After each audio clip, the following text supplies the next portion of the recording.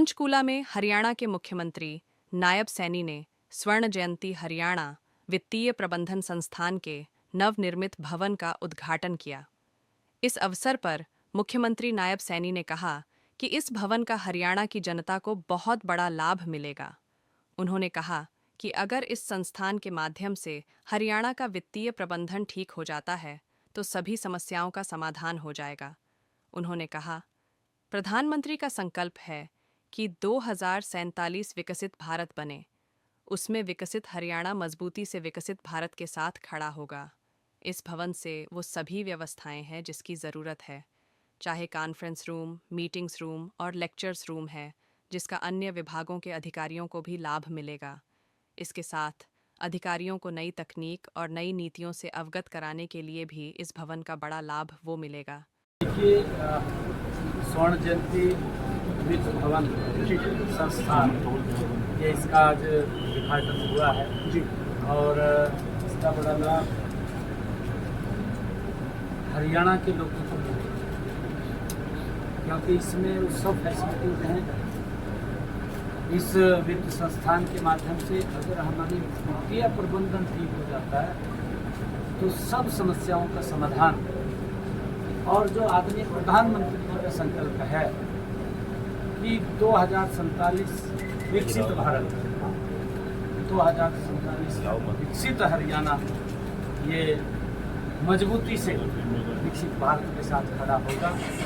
इस भवन से सब व्यवस्थाएं, यहाँ योजनाएं वित्त की वो बनेंगी उसके लिए। और उससे अलग इसमें कई हमारे कॉन्फ्रेंस रूम हैं, मीटिंग्स रूम हैं, उसके माध्यम से भी हमारे लेक्चर्स रूम हैं। ये हमारे अन्य विभागों को भी इसके अंदर सब अधिकारियों को लाभ मिलेगा, क्योंकि समय समय के ऊपर ज़माना बदलता रहता है। उसमें उनको नई टेक्निक से अवगत कराना, नई नीतियों से अवगत कराना, तो उसके माध्यम से भी इस भवन का बड़ा लाभ वो मिलेगा। मैं इस आज उद्घाटन अवसर के ऊपर मैं सभी को बहुत बधाई देता हूं।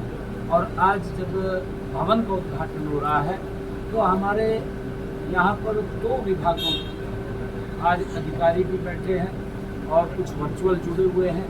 हमारे सभी म्यूनिसिपल कमिश्नर्स यहाँ पर हैं, उनके साथ मीटिंग हुई है, बातचीत हुई है।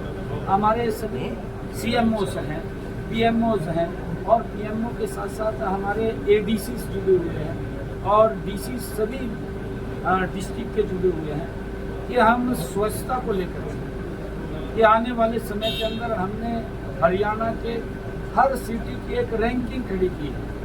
जैसे केंद्र सरकार पूरे देश के शहरों की रैंकिंग करता है, हम हरियाणा के शहरों की रैंकिंग करेंगे स्वच्छता में, कि उसको लेकर के आज सारी रचना योजना बनी है और उसको काम चालू जो गति से होगा, ताकि हमारा हर शहर सुंदर और स्वच्छ हो, ग्रीनरी से वो भरपूर हो। और मैं जो हमारे RWO के जो सभी पदाधिकारी हैं, अन्य सामाजिक संस्थाओं के लोग हैं, वो भी इस स्वच्छता के अंदर, जैसा प्रधानमंत्री जी आह्वान करते हैं, हर व्यक्ति की जिम्मेदारी होती है कि उसके अंदर सहयोग दे। परोक्ष रूप से अपरोक्ष रूप से हर व्यक्ति उसके अंदर अपना सहयोग देता है।